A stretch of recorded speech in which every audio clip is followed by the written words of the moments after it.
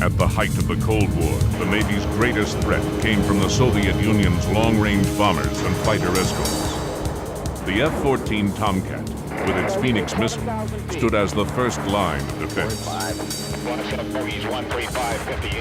Today, its legacy continues as defender of the fleet.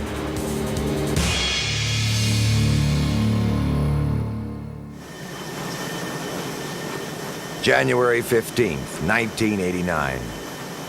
For naval aviators, the dawn of a new day differs little from the last, except perhaps serving a fresh reminder that they are still away from home. However, today is different. Aboard the carrier John F. Kennedy, there is a clear sense of urgency. Not because the ship is entering its final month of deployment, but rather because it is steaming only 120 miles off the coast of Libya.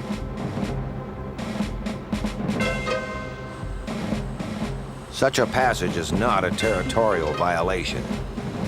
However, Colonel Gaddafi had made it clear that it would be met with aggression. Gaddafi had said this before.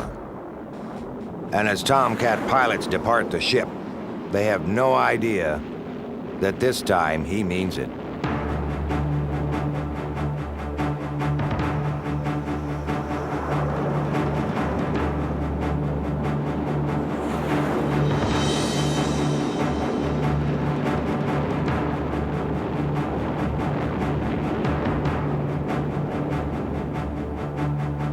While flying a routine CAP, or Combat Air Patrol mission in support of the A-6 intruders off the coast, the air group's early warning radar pick up 2 Libyan fighters crossing the beach 70 miles to the south. Immediately, the A-6s abort north and the Tomcats veer south to meet the planes head-on. Approximately 8,000. Roger, Ace, take it north.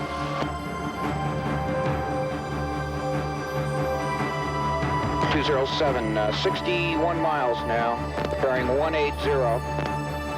Angels 8, heading 330.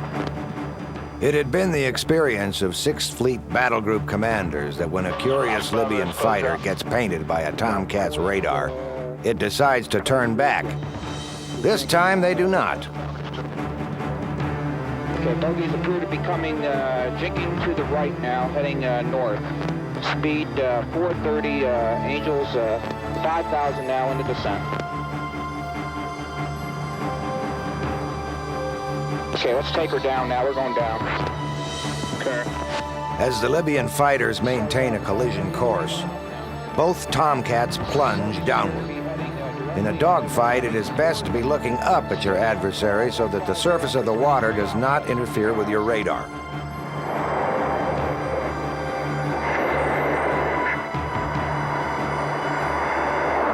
Miles now, speed 450, Angels 9. I'm going down to 3. Crossing back over. Roger. Roger that. 30-degree offset now. Bogies heading 340, speed 500. Let's accelerate. Okay, they look like they're at 9,000 feet now. Roger. Bogies have jinked back into us now. Let's come starboard 30 degrees the other side. At 11:59, the Air Warfare Commander broadcasts, "Warning yellow, weapons hold," meaning that hostility is imminent. Any action taken in self-defense is now authorized. Master arm on, master arm on. See, good light. Good light. Okay, centering up the T. Bogey has jinked back into me again. 16 miles, center the dot. Say your Angels. I'm at Angels 5, nose up. Oh, his Angels. Oh, wait a minute. Angels are at 9. Alpha Bravo from 207. 13 miles. Fox 1, Fox 1. Oh, Jesus. Beacon right. Roger that. 10 miles, he's back on my nose. Fox 1 again. Good hit on 1. Roger that. Good kill, good kill. I've got the other one. Short Fox 2, short Fox 2. That's Fox 2. Coming hard, start. So Shoot him. I don't got a tone. Got the second one. I got the second one on the nose right now. Hey, I'm high cover on you. Lock him up. Lock him up. Man, shoot him, Fox 2. I can't, I don't have a tone. So what? Good kill. Hey, good kill. Pilot ejected. Pilot ejected out of the second one. Okay, Meister, let's head north. Okay. Port side, high. I'm coming down hard. Roger. Roger that. Just either going north. Let's go down low, on the deck. Unload 500 knots. Let's get out of here. Hey, Susie.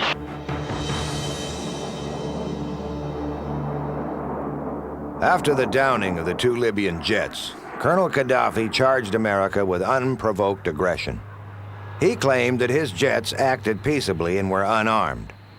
The U.S. then made its case to the Security Council, producing enlarged photographs from F-14 cockpit video. These photographs revealed 2 Libyan MiG-23 floggers fully loaded with live weapons. The series of events that left 2 Libyan pilots parachuting into the water was not the first taste of combat for the F-14 community. 8 years earlier, 2 Tomcats downed 2 Libyan jets under similar circumstances. Although there is no way to fully simulate the chaotic experience of live combat, elite fighter pilots practice here in Miramar, California, Fighter Town, USA. For over 20 years, the F-14 Tomcat has come to symbolize naval air superiority. Throughout the year, select pilots are chosen to hone their skills at the Naval Fighter Weapons School, known also as Top Gun. 440 knots and a mile and a half abeam. We'll get the tapes on. Lieutenants Warren Christie and Rob Field are instructors at Top Gun School. Both men are former Top Gun students who have reached a level of performance which enables them to pass on their knowledge to others. Call the Fox 2. What you should see at that point is... Despite the visual technologies of today, one of the primary tools of instruction is still the model airplane. At this point, you need to decide whether you're going to continue to stay pure pursuit, maybe close to take a follow-on shot, or you're going to pull lead pursuit, maybe close to try to turn the gun on and gun him. The green model is a Russian MiG-29 Fulcrum.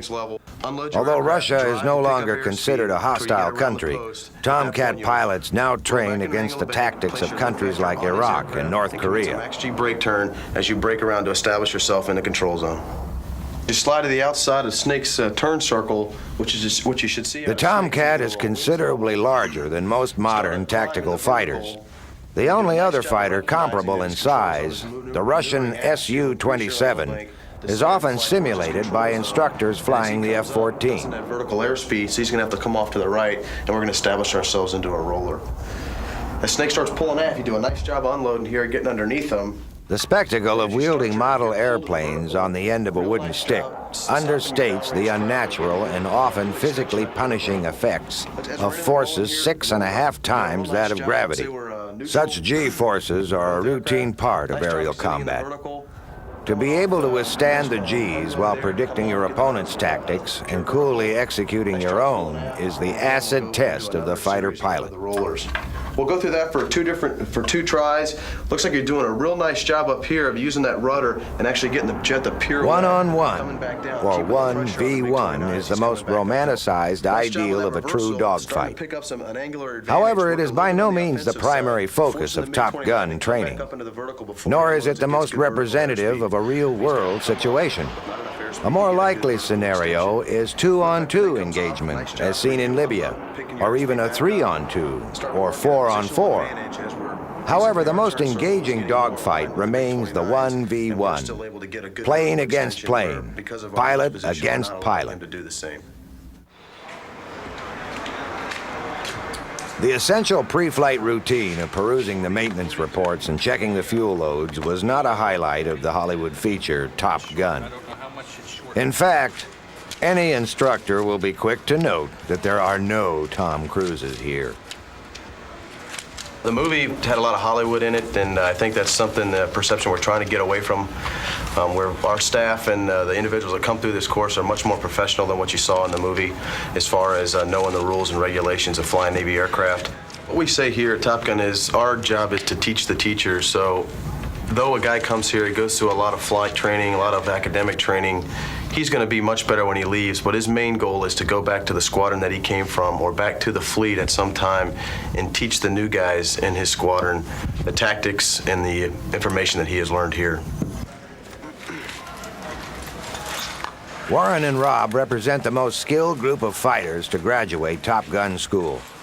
In essence, they are the best of the best. The students at Top Gun represent the best in the fleet. Success in fleet combat training and other critical flight operations has brought them recommendations from commanding officers. However, in the F-14 community, the pilot is not the sole player in successful flight operations. The radar intercept officer, or RIO, who sits in the back seat, plays a critical role in the acquisition and targeting of the enemy. Effective communication between the pilot and his RIO is vital to carrying out an effective mission in an F-14. Despite the need for such teamwork, the business of flying fighter planes tends to breed pilots with an enhanced sense of confidence. This is especially true for those elite pilots chosen for Top Gun training. However, once at Miramar, any arrogance is quickly humbled. When a student comes through and they think they're the best that they could ever be when they show up here and they may have some kind of an attitude problem, the guys will usually go out and do some pretty good work against those guys during the 1v1 phase, and they find out fairly quickly that maybe they have a little bit more to learn. However confident the student is in his own abilities, knowing that he or she will be flying against the best in the Navy and then carefully scrutinized makes the pre-flight a time of focus. Speaking from when I was a student, the nervousness is there, the adrenaline starts flowing. Just knowing you're going out and flying against an instructor and he's kind of watching you, and you're in the back of his mind and your own mind, you're being evaluated. So there's definitely a little bit of pre-game jitters going on. For the instructor, pre-flight anxiety is more ambiguous. The sharp edge of competitiveness has been dulled by their inherent duties as instructor. Their job is to beat the student, not for the sake of beating them, but rather for teaching them. However, there remains a strong desire to win. Well, at this point right now, I'm compartmentalized. I've already thought about all the tactics and everything I'm going to do out in the air. So now I'm taking it one step at a time. Make sure the gear's on right, go out and make sure the airplane's okay, and make sure that I'm going through all those procedures so everything goes smoothly out into the area. And then when I get out there, I'm going to execute what I've been thinking about earlier on in the brief. I'd say probably it comes closest from the time, say when you're playing football, from when you leave the locker room and you're walking out to go to the kickoff. It's the same kind of thought process is going. You got a little bit of butterflies at times, and just getting ready for the kickoff and the start of the game.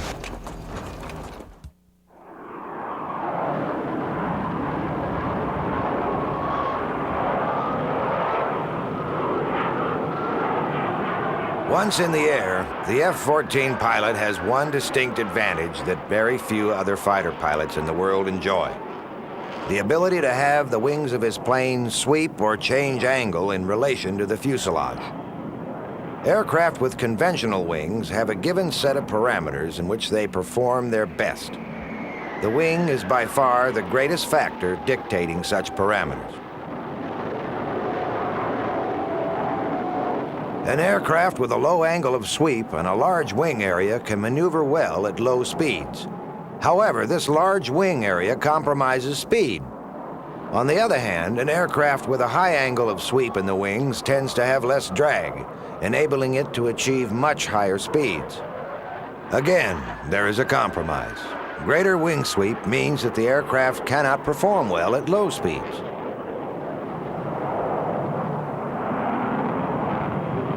For a Navy aircraft, good low-speed handling is essential for one reason.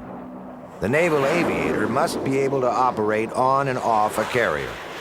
With the difference between success and disaster measured in feet and inches, the pilot's only savior is good low-speed handling. However, to intercept an enemy fighter, the pilot needs a plane that is fast. The F-14 pilot enjoys the best of both possible designs. The Tomcat is the only operational plane in the world which features an automatically sweeping wing that can undergo high G-forces, while sweeping fast enough to keep up with the ever-changing demands of aerial combat. The Tomcat crew can put their plane through an intense series of aerial combat maneuvers without any concern about wing sweep, because they know that a computer is continually providing the optimum wing position. Although wing sweep can be controlled manually, most fleet aircrews conduct combat exercises with their wing sweep control button in the automatic position. Many instructors and students at Top Gun School now fly the F-18 Hornet. The Tomcat's advantage over the Hornet is its sheer speed and ability to locate and destroy its adversary at long range. The Hornet's advantage lies in its smaller size and greater maneuverability.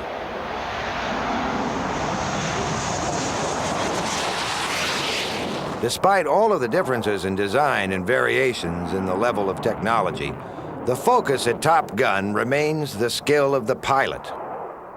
In the proud tradition of Rickenbacker and Immelman, Top Gun serves to perpetuate one simple notion.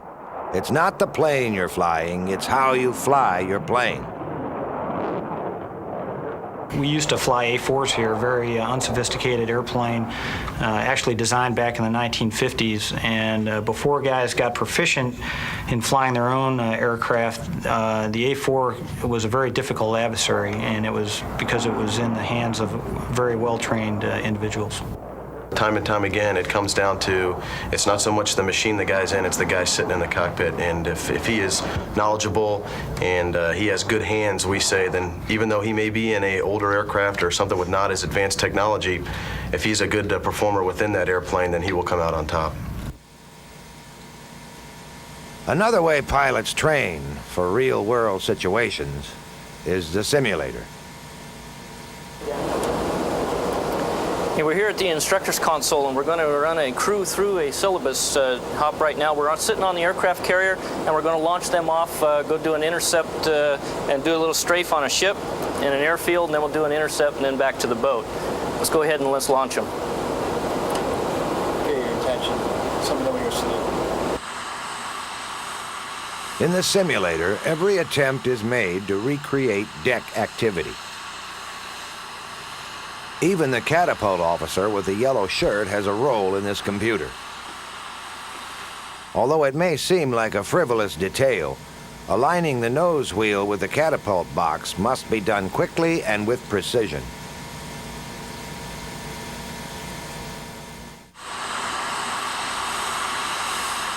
There is no way to truly simulate the carrier takeoff. Accelerating from 0 to 150 knots in less than 3 seconds is an unmistakable feeling that is only realized during a true catapult shot. Okay, now we're going to throw a couple bogeys out there, and Road Shear is going to fly against them, and we'll see if we can get an intercept and possibly a kill. With the press of a button, the instructor can also take to the air, and if he so chooses, can try to attack the Tomcat. First, an air platform list is activated. This reveals a short list of Russian-built fighters, from the MiG-21 fish bed to the Su-27 flanker. For this engagement, the instructor chooses the MiG-29 Fulcrum. Within the software is contained information about the MiG's flight characteristics, fuel loads, and armament. When the air platform is activated, the MiG summary switches to a tactical display screen. Now the location of the two aircraft can be monitored. The two pilots are already on a collision course. The instructor's only cues are the simulated heads-up display in front of him and the tactical grid to his right. Simulator instructors are Tomcat pilots, privy to the tactics employed by the trainees sitting in the other room. Every time the trainee makes turns to gain a tactical advantage, the instructor counters with a turn of his own. Yeah, inside 10, On a large screen in the center of the console is the heads-up display seen by the trainee sitting in the simulated cockpit. With this point of view, the trainee can acquire important location and targeting information while still looking at his horizon reference. 12 miles. As the instructor turns back into the trainee, he too checks his heads-up display for targeting information. Both planes are now closing at over 1,000 miles per hour. Whether simulated or real, the longest period of aerial combat is the time leading up to the point when the planes are within missile range of one another. Once they're within range, events unfold rapidly. The outcome is usually decided in a matter of seconds.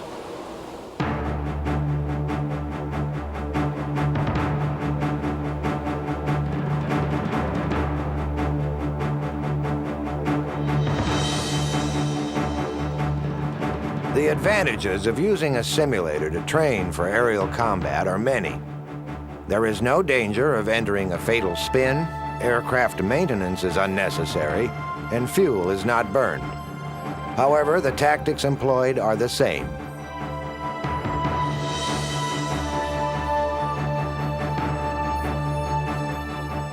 With the dogfight in progress, the console operator will change the azimuth on the tactical display. Now he has a three-dimensional view of the chase. The lines protruding down from the planes give the instructors an indication of the true distance between them. With each grid representing 100 square miles, the MiG is now within visual range. As the Tomcat pulls a 6G turn, the instructor takes evasive action. In such a close combat situation, the weapon of choice is generally the heat-seeking Sidewinder missile. However, by unleashing a stream of 20mm cannon fire, the trainee is attempting a more traditional style of attack. The instructor manages to evade the onslaught of bullets and continues ahead of the Tomcat. With this, the trainee decides that a Sidewinder is needed to finish off the MiG. Trainee obtains a lock-on. The Sidewinder missile, represented by a small green cross, is seen heading directly into the hapless MiG. The heads-up display tells the rest. Having finished the job, the trainee must still complete the final step of the equation, getting back aboard the ship. Most pilots agree that this can be even more difficult than the dogfight itself. The trainee bolters, meaning that he has missed all 4 wires and must try again. Although the trainee has boltered, the instructors are determined to make his second approach even more difficult. The trainee will no longer have the benefit of a clear, sunny day. A cloud ceiling of 300 feet is chosen, and visibility disappears. To make life even more difficult, the instructors decide to throw some fog into the mix. Foggy conditions are even worse than clouds because it hinders the pilot's visibility all the way down to the ship.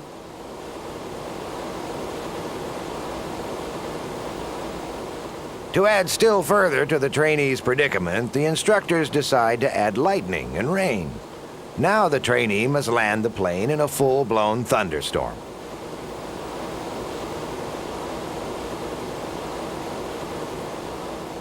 With the pitching ship barely visible and the winds lashing the plane, a poor weather landing is a nightmare for naval aviators.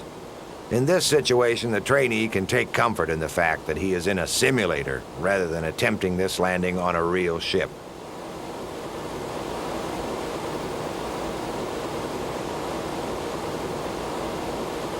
Coming back to the ship and being able to trap aboard a ship in not optimum weather is an incredible rush.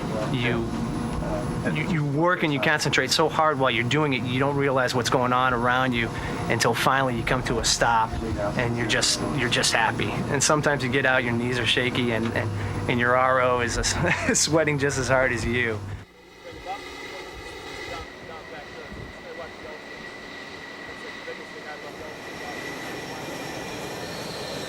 The pilot is not the only player in the carrier landing.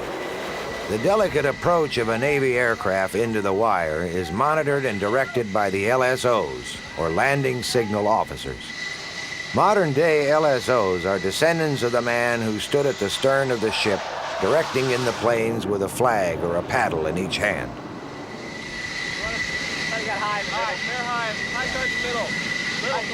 The LSO is a veteran pilot who has proven to excel in the delicate art of carrier landings. He has seen thousands of landings and he knows what to look for. Each approach and landing is graded, and pilots are often critiqued later. Just be aware of the drift rate you set up for him or he sets up for himself, and be ready for a quick come left or level your wings. Come left even better. On the LSO platforms of the modern carrier, the paddle has been replaced by the pickle. The pickle is a switch held in the right hand of one of the LSOs, and it is used to tell the pilot to abort the landing. The landing signal officer must have incredible vision. Many LSOs are capable of spotting a mere 5-foot glide path diversion from a half a mile away. Early in the approach, the LSO must identify a problematic trend and help the pilot correct for it. If a problem is not caught early on, it will only get worse.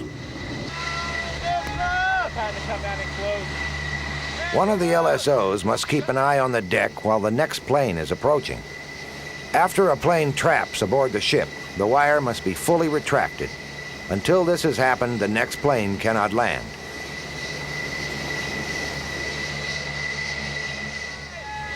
With one man watching the deck and the other directing the incoming plane, communication and timing are crucial.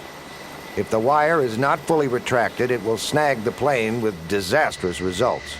A decision must be made.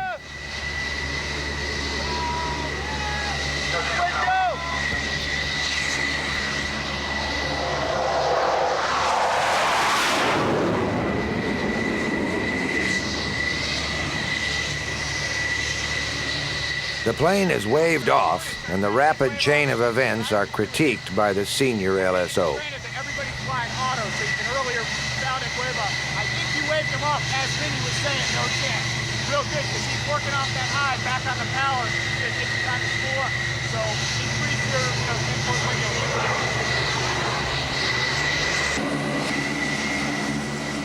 you'll There is little time to think about that rapid chain of events that led to the wave-off. Carrier ops do not take time out. Another plane must be guided to the ship.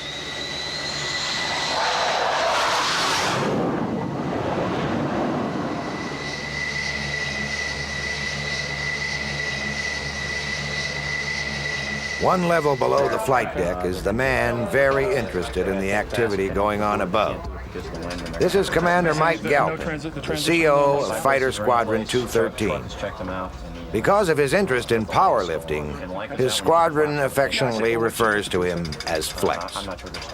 A former Top Gun instructor, Flex is now the commanding officer of the only fighter squadron aboard the USS Lincoln. Well, it is the best job in the Navy. With it comes, a lot of privileges. All the kids obviously look up to you, and I'm not just talking my air crew, you're talking to 300 the kids that work for me, and I call them kids, that's really what they are. I don't have any children of my own because I have 300 enlisted and 38 officers. But the responsibility is very weighty. In other words, there's, when the stuff hits the proverbial fan, the phone call comes to you and you have to answer it. And you have to explain why an aircrew did something or why something didn't go as advertised. But when you weigh privileges versus responsibilities, it's still the best job. It's still the best job around.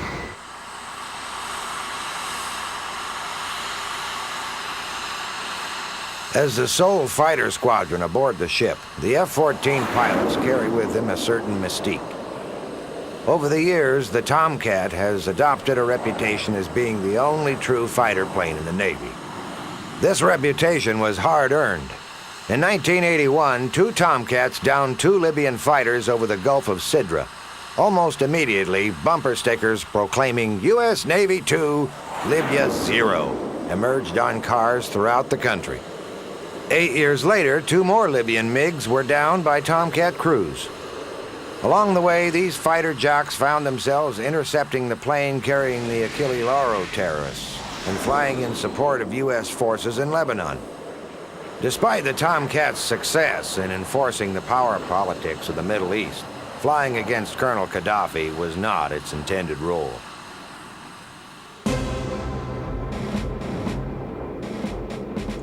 At the height of the Cold War, the greatest threat to the U.S. Navy came from the Soviet Union's long-range bomber force. Most notably, the Tu-95 Bear. Capable of flying at extremely long range, these bombers were equipped with large anti-ship missiles which could be fired at targets from a great distance.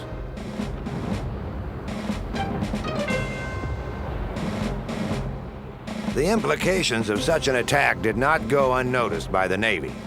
The mighty carrier was clearly vulnerable. Enter the Phoenix missile.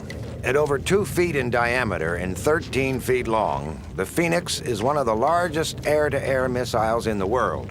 When built, it had only one purpose: to destroy a Soviet bomber. The F-14 Tomcat was designed to accommodate the Phoenix. It was for this reason that the entire F-14 program hinged on the success of a test on one November day in 1973.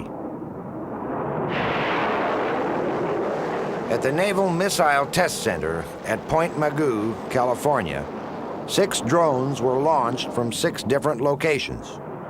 The Pentagon had required that any new fighter interceptor be capable of destroying 6 targets with 6 Phoenix missiles. Such a requirement was stringent, to say the least. However, the motive behind the Navy requirement was that if Soviets attacked a carrier, they would do so with a large formation of bombers. It was deemed that a carrier could only survive such an attack if each fighter interceptor could take out multiple targets.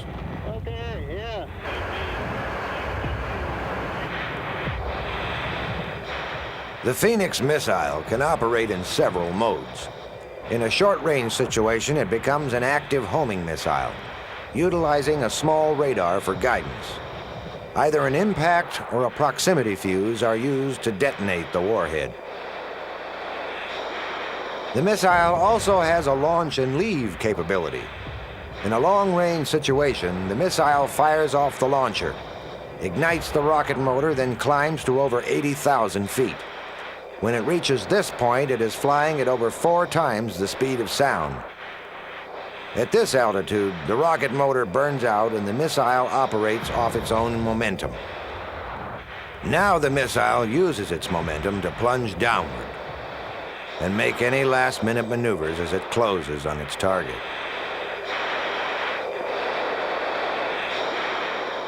In the skies over Point Mugu, California, each of the 6 missiles hurtle towards their selected targets.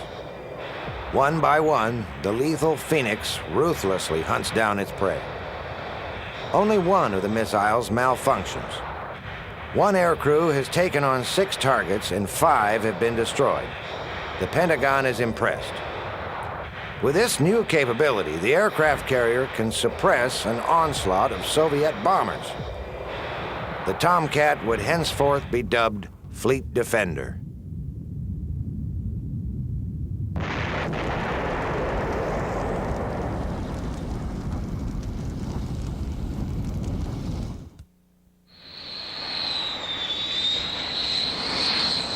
The job of defending the fleet holds special responsibility. Unlike attack aircraft whose missions are orchestrated around planned assaults, the interceptor must always be ready for the unexpected visitor. Tonight we're working a maritime air superiority mission. Our threat is going to be the MiG-29 simulated with the Tomcat out there tonight. We're working 2-2 gun simulated loadout, the 10 Alpha, the Archer, and the gun. We got avionics. Off the coast of San Diego, the men and women of Fighter Squadron 213 continue to prepare for any threat posed to the battle group. The squadron is currently involved in a phase of workups aboard the USS Abraham Lincoln. This workup phase gives the entire air wing a chance to work together in preparation for their 6-month cruise. During this phase, the Tomcat squadron is engaged in a variety of exercises to enhance readiness. As part of this training, they will fire live ordnance. Will be on the right wing. The lead aircraft will be flying ACLS tonight.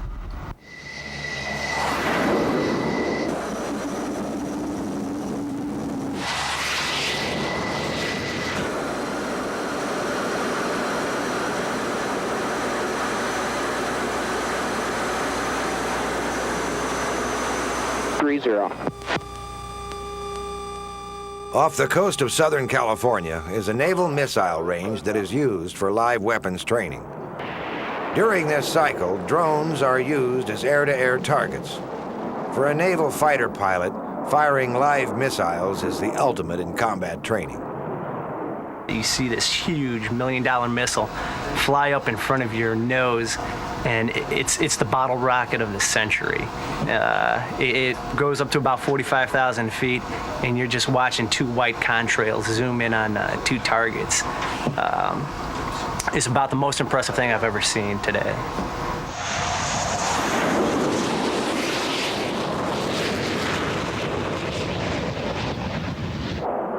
Missiles are not the only weapons available to the Tomcat crew. Old-fashioned gunnery is still a common practice.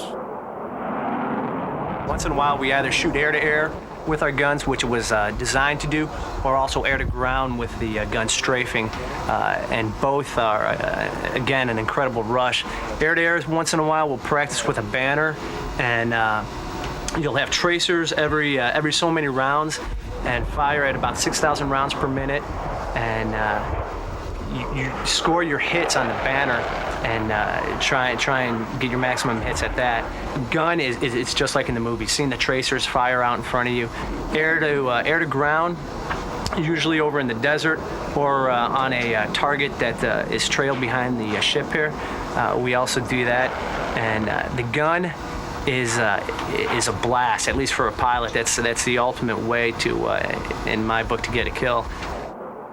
Using the 20mm cannon to attack targets on the ground may seem like an unusual way for a fighter pilot to be spending his time. The use of cannon and bombs have allowed the Tomcat crews to adopt the multi-mission role that is so important in the austere physical environment of the 90s.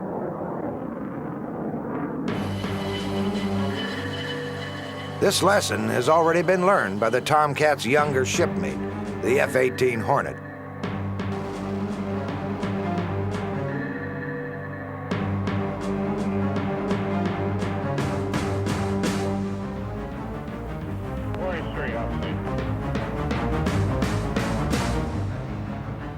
Since the mid-'80s, the Hornet has assumed the mantle as the most advanced multi-mission plane on the carrier. The intended role of the Hornet is to fight its way into the target, attack the target, then fight its way out.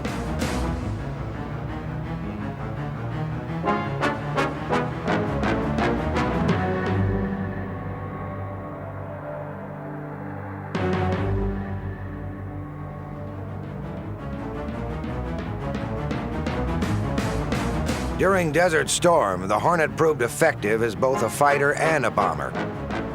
When the Iraqi Air Force all but disappeared, Hornet pilots turned their energies to attacking land targets.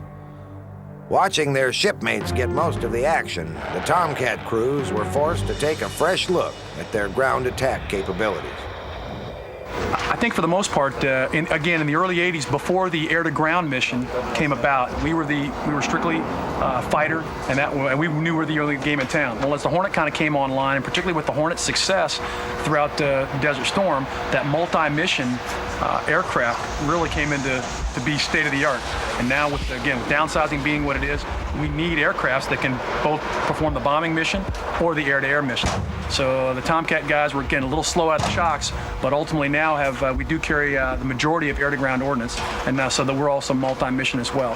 So I guess we view ourselves as fighter guys. Let's say big F, little A. Fighter guys first, and little A for little attack. Where I think most of the Hornet squadrons view themselves as little f, big A.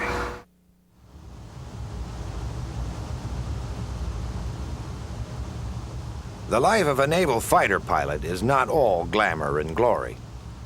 6 months away from home can, to say the least, chip away one's enthusiasm for his job. There's definitely days when you're halfway through deployment, and it just seems like there's no end to cruise. You know, cruise being 6 months long, and you're not over the hump yet, and you've been to some real seedy ports, and flights are getting a little monotonous at times, especially when we're doing Southern Watch hops. They're real routine, mundane. Yeah, you wish maybe for a fleeting moment that you might have chosen another profession. Many pilots call the deployment Groundhog Day, referring to a movie in which a disgruntled weatherman wakes up into the same routine day after day. However, flying seems to make it all worthwhile. There's an incredible amount of energy in this business. It's associated with all kinds of things that we do. There's a lot of just the obvious, the trap. Landing on board the carrier is an amazing rush, day or night. At night, it's really frightening. It's an adrenaline rush. It's the most exciting thing I can possibly imagine doing, coupled with moments of sheer abject terror and exhilarating moments. With great people and just a real blast. Aside from the sheer thrill of flying off a boat, the Tomcat airman enjoys a sense of camaraderie that comes only with flying together as a team. It's like good crew coordination is essential, and to get two personalities click, it's just that much better. We've been in the same squadron for about 2 years now. We're always in situations where one of the calls that one of us makes in any given situation could mean life or death. You know, I may give him information that's gonna make him put power on the airplane or whatever to make us come in safe for landing, and then I'm always depending on the pilot to operate the airplane safely. So it's really we're really putting ourselves in each other's hands, and it really forms a real tight bond between aircrew. Having been in the fleet now for over 20 years, the F-14 is one of the oldest planes in the Navy.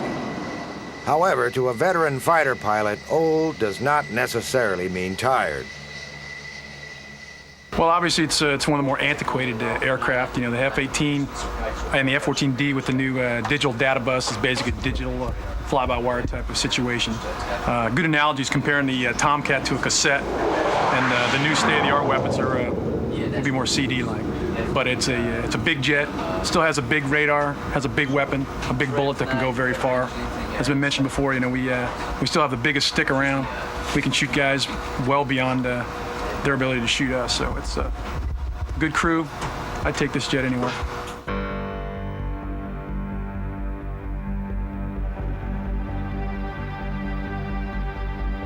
Aboard the USS Lincoln, an intense week of training is coming to an end.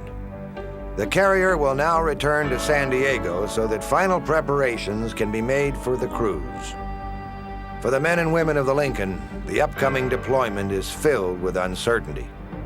Perhaps they will be called upon to enforce a trade embargo or a no-fly zone. The events of the next 6 months cannot be predicted. However, what is certain is that a pilot and his Rio will be keeping an eye on the horizon.